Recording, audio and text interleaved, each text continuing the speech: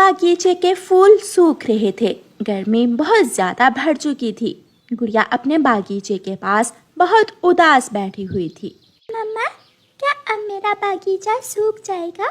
گڑیا بیٹی، بارش آئے گی، موسم بدلے گا اور پھر دیکھنا تمہارا یہ باغیچہ پھر سے پہلے جیسا ہرا بھرا ہو جائے گا. بارش کب آئے گی؟ یہ تو موسم کا سنکیت دینے والا پکشی ہی بتا سکتا ہے. مما، موسم کا سنکیت دینے والا پکشی کہاں ملے گا؟ اونچے پیڑ پر گھاٹی کے اس پار ہے اس کا گھر. گڑیا ساری رات جاگتی ہے. اسے نیند نہیں آ رہی تھی. وہ سوچے جا رہی تھی کہ کب صبح ہوگی اور کب وہ اپنے باغیچے کو بچانے کے لیے کچھ کر پائے گی. صبح سویرے گڑیا اپنے گھر سے نکلتی ہے. وہ اپنی دوست مینا کے پاس جاتی ہے. مینا، میرا باغیچہ سوکھ جائے گا. میرے باغیچے کے سارے پھول مر رہے ہیں. وہ سب مرجھا جائیں گے. ہمیں بادلوں سے ملنے جانا ہوگا. لیکن بادلوں کا کوئی دیش نہیں ہوتا، کوئی ٹھکانہ نہیں ہوتا. ہم بادلوں تک کیسے پہنچ سکتے ہیں؟ اگر لگن سچی ہو اور محنت شامل ہو تو ہم کچھ بھی کر سکتے ہیں. تو پھر میں آپ کے ساتھ ہوں. وہ دونوں سہیلیاں اڑتی ہیں. گھاٹی کے اس پار جانے کے لیے تیزی سے اڑتی ہیں. انکل طوطے، ہمیں موسم کا سنکیت دینے والے پکشی سے ملنا ہے. اس کا گھر کہاں ہے؟ آپ ٹھیک دشا میں جا رہی ہو، لیکن اگر آپ بادلوں تک جانا چاہتی ہو تو یہ مشکل کام ہے. کوئی نہیں کر سکتا. یہ کام مشکل ہے. میرا پھولوں کا باغیچہ سوکھ جائے گا. میں اپنے باغیچے کو بچانے کے لیے مشکل سے مشکل کام بھی کروں گی. دونوں سہیلیاں پھر سے اڑتی ہیں اور گھاٹی کے اس پار پہنچ جاتی ہیں. انکل، کیا آپ ہمیں بتا سکتے ہیں کہ ان دنوں میں بادل کہاں چلے جاتے ہیں؟ بیٹی، مجھے نقشہ دیکھنا ہوگا، پھر ہی میں بتا سکتا ہوں.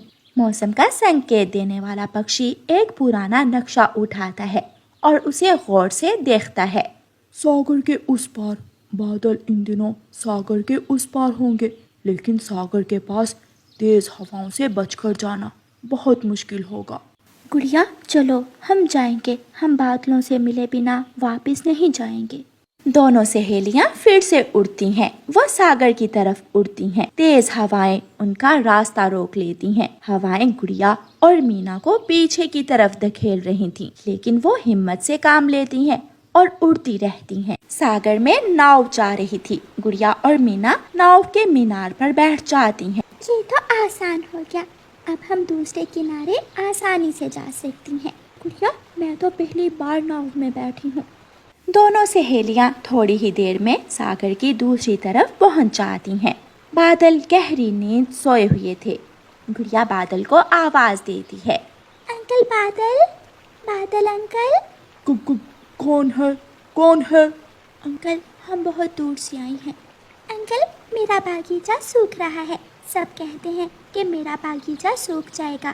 یہاں تک آنا بہت مشکل تھا. کرپیا کریں، ہمارے ساتھ چلیں اور ہمارے جنگل میں برسات کر دیں. چڑیا چڑیا، سنا ہے تیری بیٹی بادلوں کے پاس گئی ہے. ہاں، مجھے بھی طوطے نے بتایا ہے، لیکن میں ڈری ہوئی ہوں کیونکہ راستہ بہت کٹھن ہے. بہت بڑی غلطی کی تیری بیٹی نے، ان چند پھولوں کی خاطر اپنی جان خطرے میں ڈال کر. بات چند پھولوں کی نہیں ہے.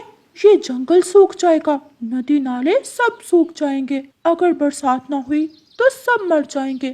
اگر اس بہادر بیٹی نے یہ پہلا قدم اٹھایا ہے تو اس کی تعریف کرنی چاہیے. تعریف تو تب کریں گے جب وہ زندہ لوٹ کر گھر واپس آئے گی. ساگر کی تیز ہواؤں سے بچنا بہت مشکل ہے. ایسے کہتے ہوئے گوری کوی وہاں سے چلی جاتی ہے. آج روز بہت نڈھال ہو چکا تھا. وہ اپنی آخری سانسیں لے رہا تھا. وہ اپنے ساتھ والے بڑے پھول سے کہتا ہے، میرا خیال تھا کہ یہ پکشی ہمارے لیے کچھ کریں گے، لیکن نہ ہو سکا. میں مر جاؤں گا.